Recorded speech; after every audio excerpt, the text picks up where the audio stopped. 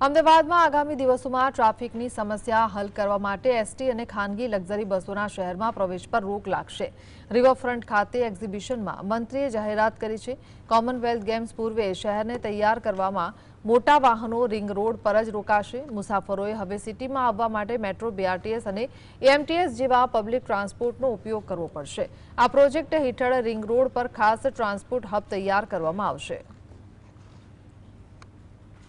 જે બહારથી હેવી વ્હીકલો આવે છે, એસટી બસ હોય અથવા તો લક્ઝરી હોય, એ વ્હીકલો ત્યાં જ સ્ટોપ થાય અને ત્યાંથી આપણા જે બીઆરટીએસ અથવા તો એએમટીએસ અથવા તો મેટ્રો કનેક્ટિવિટી આપી અને અંદર શહેરમાં એ વાહનો ના પ્રવેશે અને ટ્રાફિક હળવો થાય એના માટેનો અમારો પ્રયત્ન છે।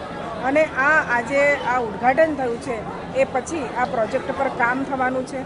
અને હું એક જરૂર કહીશ અમદાવાદના લોકોને કે આપણે એએમટીએસનો વધારે ઉપયોગ કરીએ, બીઆરટીએસનો વધારે ઉપયોગ કરીએ।